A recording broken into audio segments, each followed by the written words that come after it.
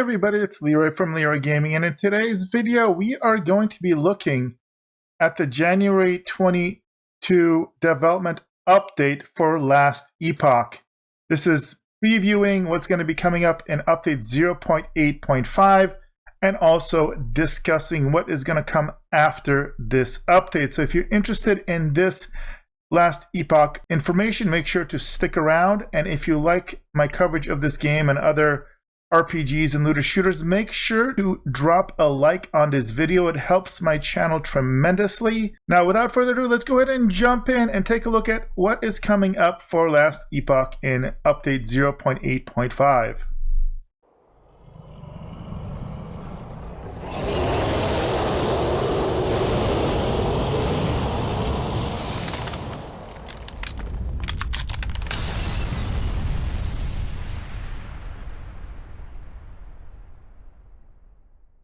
All right, we'll start by looking at a snapshot of what's coming in 0.8.5 and then after 0.8.5. So from a big picture overview, we're going to be getting 2 new dungeons. Remember, the first dungeon was introduced with the last update, and it is an endgame content that is really, really good for farming high-end gear. And I'm assuming these will kind of follow a similar format, but we'll take a look at what the developer has to say. We're going to be seeing the addition of the Vault of Uncertain Fates. They're going to add something called Arena Champions. Also, the Soul Gambler. And there's going to be an update to some of the 3D models on uniques and set weapons.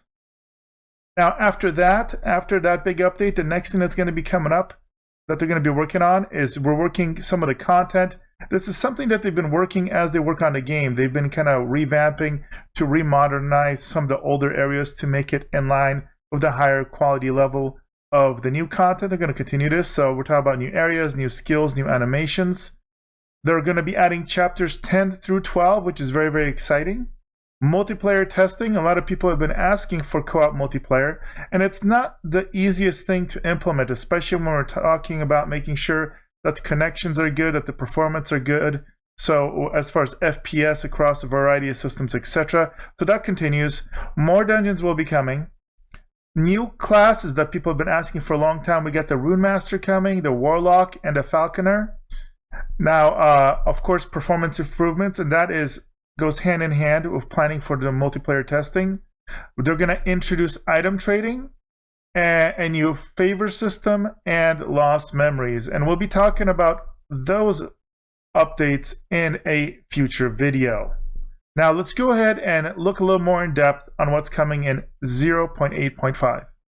Now, before we look at some of the additions, I do want to point out that they did mention that a couple things are getting removed that they were planning to add, namely Gates of Memoriam, Epoch's call system, as well as the Bazaar. In its place, they're going to be adding player trading. Now, let's go ahead and take a look really quick for those that are interested what the Gates of Memoriam was, but I'm not going to spend too much time on it because, again, it's not going to be here. But basically, it was planned as an endgame system, the Gates of Memoriam, that was more rooted in the world and timeline of the campaign, in contrast to the Monolith and Arena, which are kind of endgame, kind of outside of the in-game content. You kind of go through like a separate progression. So that's one thing that is getting removed.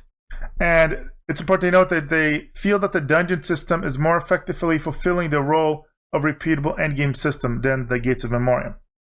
The Epoch's Call was intended as a mechanic for directing players towards specific randomized content in the Gates of Memoriam and Monoliths of Fate.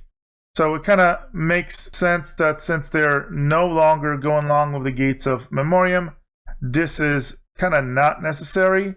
And as they state here, the vision for the Monoliths of Fate has evolved a lot since it was first implemented. So basically, the Epoch's Call doesn't really have a spot and doesn't really fit in their future plans. And then the final thing they wanted to mention was the Bazaar system. So as they say here, we spoke to the ideas regarding the Bazaar in the multiplayer FAQ in July of last year. Since then, we listened very carefully to all the dialogue concerning trade, a lot of conversation internally as a result. After a lot of discussion about the various challenges to our proposed direction, we no longer feel that the Bazaar is the best way to go about player trading in Last Epoch. While player trading will still be a part of the game, we're planning to take a different approach. We'll be talking more about our reasoning here, as well as the future trading in Last Epoch in a dedicated post in the coming months. So stay tuned for more to come. But it sounds like it's going to be more of a you meet people in multiplayer and kind of have direct secure trade, as opposed to having a place kind of like an auction house where you can put up items or setting up your own stalls. That's what it sounds like. Now let's look at the positives.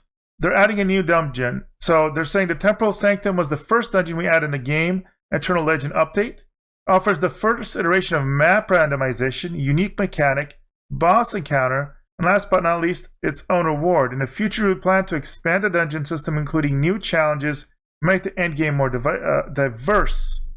Patch 0.8.5 will bring 2 new dungeons with their own themes and mechanics to the Last Epoch. Players will encounter 2 new terrifying bosses, and after defeating them, will get access to new rewards, the Vaults of Uncertain Fate, and the Soul Chambers. And they're going to be talking about that in the future. So in the current dungeon, we have an option where you can basically upgrade legendaries items into like super powered items, and it's just pretty cool. Or rather, sorry, unique items into legendary items. So it's a way to superpower legendary or unique items that may have kind of grown out of favor as you got more powerful. Next, we have Arena Champions. So 0.8.5, they're going to be introducing new arena mode. You're going to find an arena against a set number of waves, eventually coming face-to-face one of the new arena champions. So this sounds like a horde mode. These champions have their own fair share of experience in gauntlets and know which way the pointy end goes. You may even find them using a trick or two of your own against you. You can defeat Skullens, Imperial Commanders, even dragons, but can defeat another master of the arena. So that's going to be interesting. And again, I kind of like in the Monoliths of Fate some of the missions where it's kind of like already kind of mini horde mode where you have to fight off waves. So this is going to be kind of cool having its own thing for that. And then another thing as far as just beautifying the game goes, new 3D models are coming because as they state here, you can find hundreds of unique and set items in the game. While the unique items have great 2D art, vast majority don't have good 3D models to match. So this is going to be the first batch of new 3D models for dozens of unique and set-based weapons and shields. So we can kind of see at some of the previews here for some of the current items. And it's definitely going to be a nice upgrade. Also, new armor sets, catalyst, and new catalyst animation. This is great. So especially, I'm always in love with new sets. Catalysts, I feel like I have been underused.